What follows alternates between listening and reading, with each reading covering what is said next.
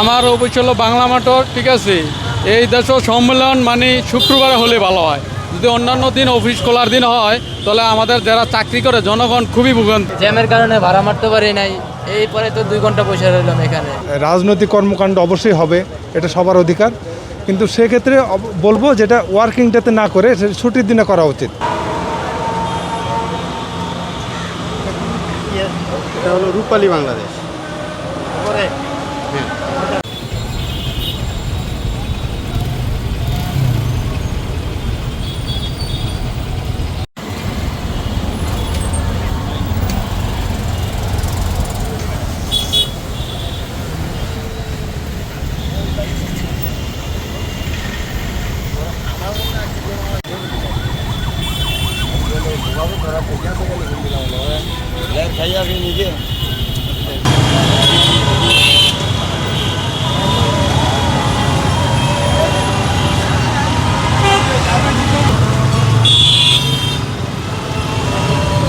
আমার অফিস হলো বাংলা মোটর, ঠিক আছে।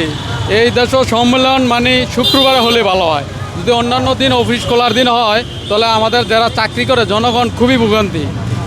1 ঘন্টা ধরে দাঁড়াইছে, গাড়ি ধরতে পারি না, নিয়ম শৃঙ্খলা নাই বলতে বলা যায়। 1 ঘন্টা ধরে দাঁড়াইছি, কিন্তু খুবই কষ্ট হইতেছে। সারাদিন অফিস করে যাবো বাসায়, তা গাড়ির লেগে 1-1.5 ঘন্টা দাঁড়ায় থাকতে হয়, কিন্তু খুবই ভোগান্তি।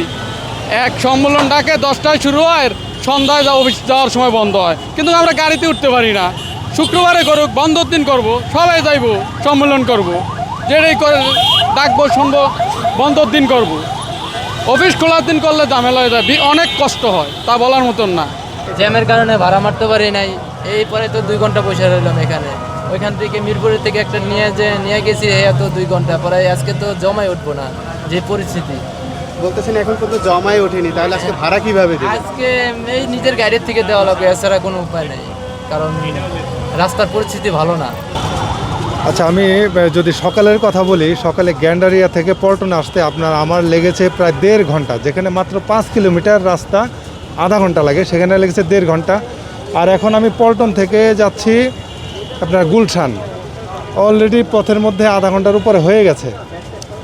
তবে আমি যেটা বলতে চাই যে রাজনৈতিক কর্মকাণ্ড অবশ্যই হবে, এটা সবার অধিকার, কিন্তু সেক্ষেত্রে বলবো যেটা ওয়ার্কিংটাতে না করে ছুটির দিনে করা উচিত। এটা আমাদের কাছে, সব রাজনৈতিক দলের কাছে একটা অনুরোধ থাকবে। এই যে আপনার সময়টা ব্যয় হয়েছে, এখানে তো আপনার অনেক ক্ষতিও হয়েছে। অবশ্যই সারাদিনে আমি কোনো কাজ করতে পারিনি, মানে ধরতে গেলে পুরোটা সময় রাস্তায় গেছে। এটা আমরা তো সারাদিন প্রতিনিয়ত অফিসে যাই, অফিসে যাওয়ার পথে সবসময় রাস্তাঘাট জ্যাম থাকে। এই জ্যামের মধ্যে আমাদের একটা অনেক ভোগান্তি হয়, রাস্তাঘাট ফ্রি থাকে না, অনেক সময় যানজট থাকে, যার কারণে আমাদের যাতে অনেক কষ্ট হয়। সেক্ষেত্রে এটা আমাদের অনেক কষ্টকর। এই মুহূর্তে আমাদের একটা ভালো রাস্তাঘাট পরিষ্কার রাখতে পারে সেই ধরনের পদক্ষেপ নেওয়ার দরকার। সেই ধরনের কোনো পদক্ষেপ নেওয়ার কোনো ইয়ে নেই, যে যেভাবে পাচ্ছে সে তার মতো যাচ্ছে। সুতরাং এটা দেখার মতো কোনো ভালো স্কোপ কোথাও পাচ্ছে না। হ্যাঁ, আমার বাসা হচ্ছে মোহাম্মদপুর ঢাকা উদ্যান। এখন আজকে তো জানেন জ্যামের কি অবস্থা, খুব বাজে অবস্থা আর কি। এই যে যাচ্ছি, এই 2 মিনিট পর পর আটকায় যাই। আমি প্রায় 1 ঘন্টা 36 মিনিট এই রোডে। আমি 2 ঘন্টা ধরে জামে বসে রয়েছি, কাটাইতে আইতে এবং 2 ঘন্টা গেছে, আর কতক্ষণ লাগে এটা তো আর বলতে পারতাছি না। বলে এই মিটিং মিছিলগুলা বিশেষভাবে এই ঢাকা শহরের ভিতর না দেওয়াই ভালো, এটা বাইরে দিলে ভালো হয়। এই যে জনগণের যে ভোগান্তি, খুব কষ্ট। এই 2 ঘন্টা অতি চলে গেল, জায়গা পর্যন্ত যাইতে পারতেছি না, এখন আরও কতক্ষণ লাগে। এই যে সময় মতো জায়গা মতো যেতে পারছেন না, হ্যাঁ, ক্ষতি হচ্ছে কি? অনেক ক্ষতি। এই ক্ষতি মানে কি, প্রচুর ক্ষতি হইতেছে। মানে কি করার, এটা আমার পাবলিকের তো আর কিছু করার নাই। হেরা দেয় মিটিং মিছিল এই ঢাকার মেইন শহরের ভিতরে, এটি ঢাকার বাইরে যে কোনো জায়গা দিলে তো মানুষের ভোগানি এগুলো হইতো না। মানে গরিব মানুষ যারা রুজি রোজগার করে খায়া করা কি কষ্ট। সারাদিনে টিপ দিয়েছি 2টায়, অন্যান্য সময় করে টিকিটটা, অন্য সময় 3টায়। এই যে যানজটের কারণে আপনাদের কী ধরনের ভোগান্তি হয়েছে? খুব কষ্ট, ভোগান্তি যানজটের জন্য, টিপ মারতে পারি না। বাংলা মোটর থেকে রূপায়ণ টাওয়ার থেকে এসেছি, পায়ে হেঁটে এসেছি, কারণ তো দেখেনি রাস্তা অনেক জ্যাম। আদৌ কী কারণে জ্যাম তাও জানি না, তারপরও পায়ে হাঁটি, দেখা যাক কত দূর যাওয়া যায়।